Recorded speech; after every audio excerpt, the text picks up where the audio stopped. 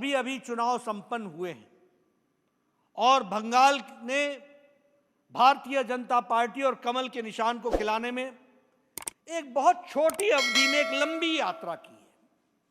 In a very short span of time BJP has covered in West Bengal a long distance. और ये सिर्फ मैं कहने के लिए नहीं कह रहा हूं। आप याद करिए 2014 को जब हम 2 लोकसभा के चुनाव जीत करके आए थे, बाबुल सुप्रियो और सुरजीत सिंह एसएस अहलुवालिया जी, 2 सीट्स, और हमें 18% वोट मिले थे उस समय 2014 में।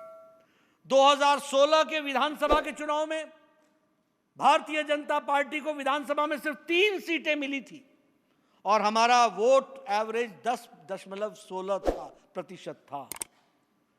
और अगर हम 2019 को याद करें तो हमारे को 40.25% वोट मिला और 42 में से 18 सीटें भारतीय जनता पार्टी के पक्ष में गई और लगभग हमको 2 करोड़ 30 लाख वोट आए थे। और जब हम विधानसभा के चुनाव की बात करें तो हमारा वोट प्रतिशत 38.1% रहा और 2 करोड़ 27 लाख वोट भारतीय जनता पार्टी को आए और 3 से छलांग लगाकर हम 77 पर जाकर के पहुंचे। 77 सीट्स भारतीय जनता पार्टी ने जीती। इसको हमको ध्यान में रखना चाहिए। एक लंबी छलांग भारतीय जनता पार्टी ने लगाई है। और तो और कोई मैदान में नहीं रह गया। सामने टीएमसी और लड़ने वाली भारतीय जनता पार्टी। 3 दशक तक रहने वाली सीपीएम समाप्त हो गई।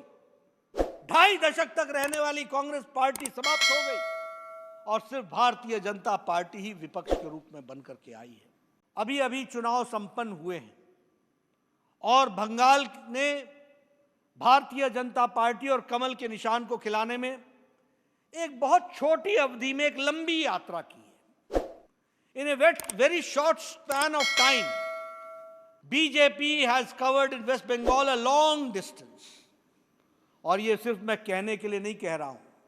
आप याद करिए 2014 को जब हम 2 लोकसभा के चुनाव जीत करके आए थे, बाबुल सुप्रियो और सुरजीत सिंह एसएस अहलुवालिया जी, 2 सीट्स, और हमें 18% वोट मिले थे उस समय 2014 में।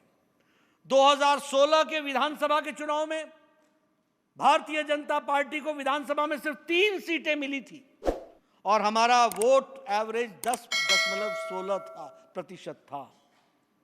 और अगर हम 2019 को याद करें तो हमारे को 40.25% वोट मिला और 42 में से 18 सीटें भारतीय जनता पार्टी के पक्ष में गई।